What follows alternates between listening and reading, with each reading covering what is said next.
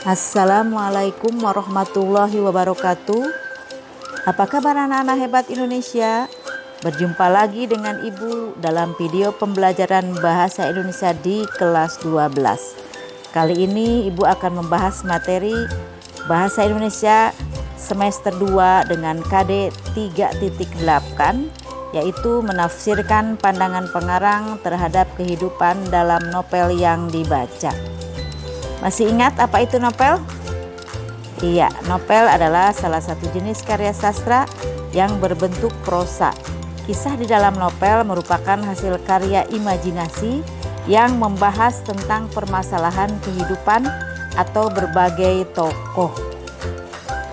Bagaimana cara menafsirkan pandangan pengarang dalam sebuah novel?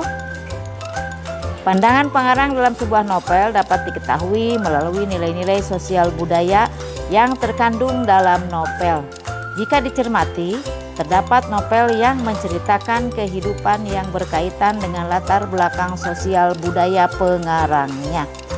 Baik anak-anak, kita lanjutkan dengan langkah-langkah menafsirkan pandangan dalam novel. 1. Bacalah novel dengan seksama. 2. Temukanlah nilai-nilai kehidupan dalam novel tersebut. 3. Tuliskan pandangan pengarang terhadap nilai-nilai kehidupan yang sudah ditemukan sebelumnya. Baik, kita lanjutkan dengan kutipan novel yang berjudul Ronggeng Dukuh Paruk karya Ahmad Tohari.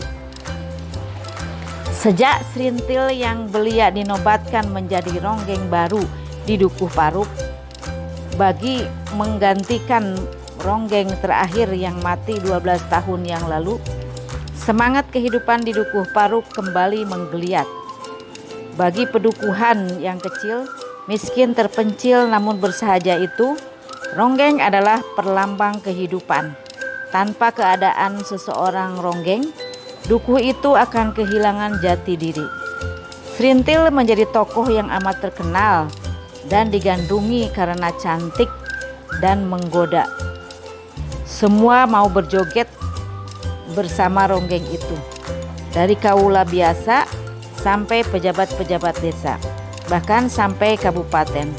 Namun malapetaka politik tahun 1965 membuat dukuh tersebut hancur, adil secara fisik maupun mental. Karena kebodohan mereka tentang politik, mereka terseret arus konflik dan divonis sebagai manusia-manusia pengkhianat negara. Pedukuhan itu dibakar dan ronggeng beserta para penabuh calung ditahan oleh tentara. Hanya karena kecantikannya, Srintil tidak diperlakukan semena-mena oleh para penguasa penjara tahanan politik. Pengalaman pahit yang dialaminya sebagai tahanan politik membuat Srintil sadar akan harkatnya sebagai manusia.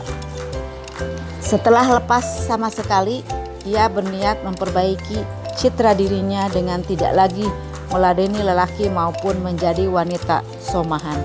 Dan ketika Bajus muncul dalam hidup Srintil, seperti keinginan pun muncul.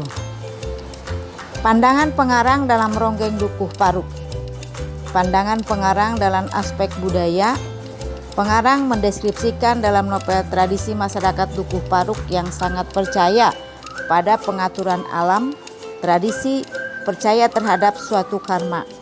Bagi masyarakat desa Dukuh Paruk, kehadiran Srintil telah diatur alam untuk menjadi penari ronggeng dengan segala gerak tari dan tembang lagu yang diiringi irama musik calung dengan instrumen alat tepuk atau kendang, genjring, rebab, kecapi, dan gong.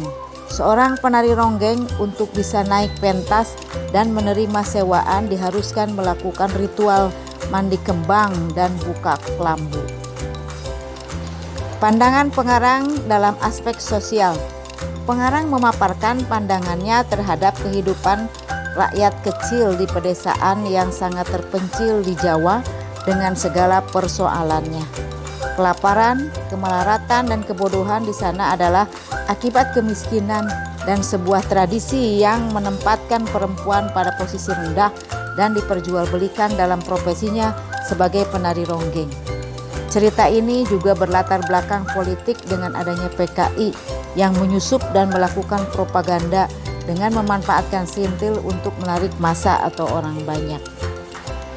Pandangan pengarang dalam aspek keagamaan, pengarang tidak memaparkan secara jelas dalam aspek agama, namun kehidupan masyarakat desa Dukuh Paruk sangat kental dengan tradisi kepercayaan kepada nenek moyang atau leluhur.